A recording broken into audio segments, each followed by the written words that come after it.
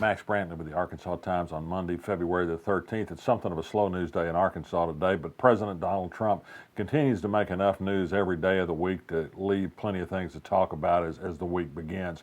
This time it was a fancy dinner he had at his Mar-a-Lago resort in Florida for the Japanese Prime Minister who was making a visit to the United States. It was during that dinner that the President of the United States received word of a North Korean missile test. Big news in the Foreign Affairs Department. He started talking about that with the Japanese Prime Minister in front of waiters with people at tables looking on who were taking pictures with their cell phones and posting things on Facebook.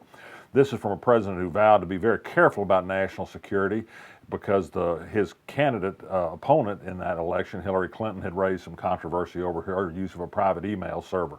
Private email server looks like pretty small potatoes when you're having cell phones gathered around you that could be broadcasting secret documents and private discussions about missile tests all over the world. But that's Donald Trump, and nobody seems on his side to be too concerned about it. Trump sent a couple of advisors out on national TV shows over the weekend to again repeat their claim that illegal voters meant the difference in Hillary Clinton's nearly 3 million vote lead in the popular vote in last November's election. They provide no evidence or proof of this, they just say it.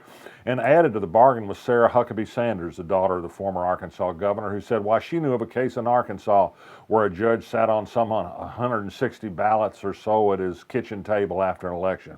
There's no evidence that there's any truth to that story. She seems to be referring to a case in Garland County where some absentee votes weren't immediately counted after the election. They were never on a kitchen table. They were in a vault. They were counted.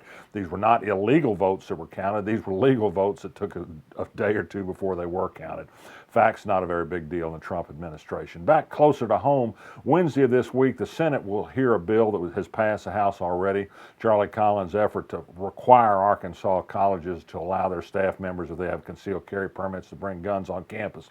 Nobody seems to want this except the NRA and the Arkansas legislature.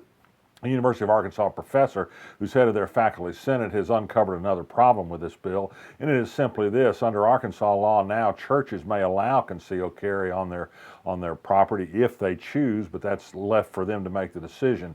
Will Charlie Collins' bill override that self-determination for places of worship that exist on college campuses? There's not a college in Arkansas that doesn't have a church or chapel of some sort on it. I think there are at least 9 at the University of Arkansas Fayetteville. Is he going to overrule religious aspects so that people can carry heaters into churches and chapels at the University of Arkansas? We'll see. Maybe it'll slow the Senate down.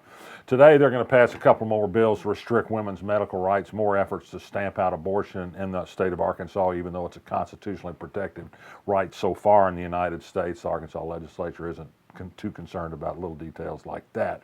Over the weekend, the State Veteran Affairs Department Director Matt Sneed abruptly resigned. He said he wanted to take some time off for personal things. In fact, apparently there were morale problems in the department, some of it stemming from the fact that he had a personal relationship with a staff member who was a personnel employee. News today from Fort Smith of the bad sort. Train, which manufactures heating and air conditioning equipment, says it's going to close a plant in Fort Smith that makes residential units. It's going to keep a commercial plant open. There was the 5th homicide of the year on Gaines Street last night. A man was found dead sitting in his car. He and the car had been filled full of bullet holes. Bob Ballinger, a state representative from Hinesville, issued a news release today touting his loss of 112 pounds since only June of last year.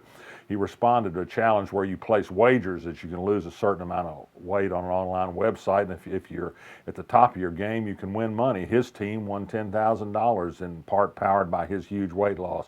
It's quite an achievement. He looks a lot better, but as I've told Bob from bitter experience, I know the real battle's not losing and it's keeping it off.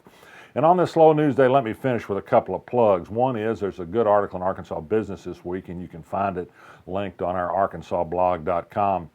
about the Arkansas Nonprofit News Network. This is the brainchild of Lindsay Miller, editor of the Arkansas Times, and it's an effort to bring private contributions that can support targeted investigative and public interest reporting projects. We've done this on the past on child welfare and the environment, education, criminal justice. We hope to do more of this in a nonpartisan manner and share it with other media in the state. This is part of the response to sort of the changing world of journalism in a day when Facebook and Google has taken all the ad dollars and conventional newspapers are trying to find different ways to survive. This is one of our efforts at that. And finally, I went to the Arkansas Repertoire Theater yesterday to see Sister Act, which is just one of the best musicals vehicles that they've ever produced there. There's still a few weeks to run in the program. If you can get a ticket, and it's been very popular, I urge you to do it. You will not be disappointed. Until tomorrow, I'm Max Brantley, and with my closing word for the time, resist.